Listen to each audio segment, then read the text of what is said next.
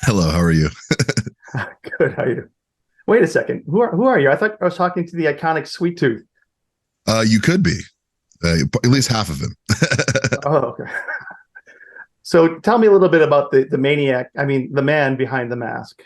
I think Sweet Tooth, aka Needles Kane, is a extremely disturbed and troubled individual who's doing his best to just trying to find his people and his audience in the world.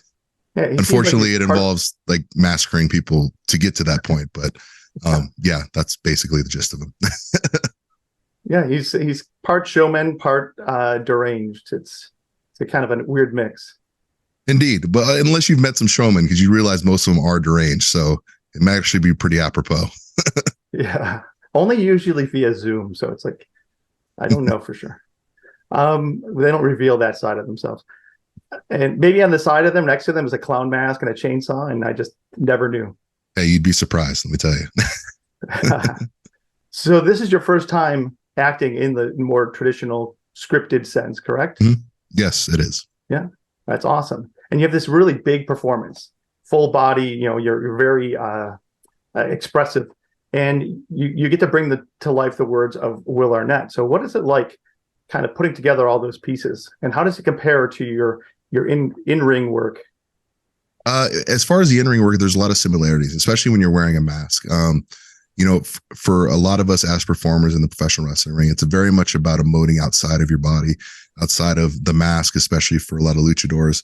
So, it's very familiar in many ways because, I mean, it's something that we've kind of been, you know, trained to do for years, and we have a better understanding of than most people. So it definitely aided in helping with the performance and, bringing Will Arnett's words to life. You know, what more can you say? I mean, that's always fun. I mean, Will, fantastic voice actor and great comedian actor. And I mean, to be able to, take a character that he's involved with and bring it to the screen is something that's very special.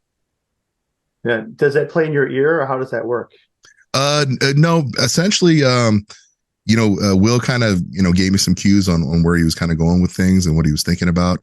Me studying a lot of his past voice work and kind of trying to get a feel for his inflection, where he kind of times his comedy and stuff in his lines, and just kind of working from there. And after my performance, it goes to Will, and it's up to him to make his magic. And which is a harder bump, your ring work or your stunt work for this series? The ring will always be a bit tougher. Our stunt crew is fantastic, and they do their very best to ensure everybody's safety. Unfortunately, in the ring, I don't have a stunt crew, and the safety is of my own accord, and I do a terrible job with that most of the time. And the series is violent as hell. You're working with tons of blood, body parts, guns, and all that. Do you enjoy doing that? That's an odd question. I don't know if you can answer that in the affirmative and not everybody look at you like you're insane.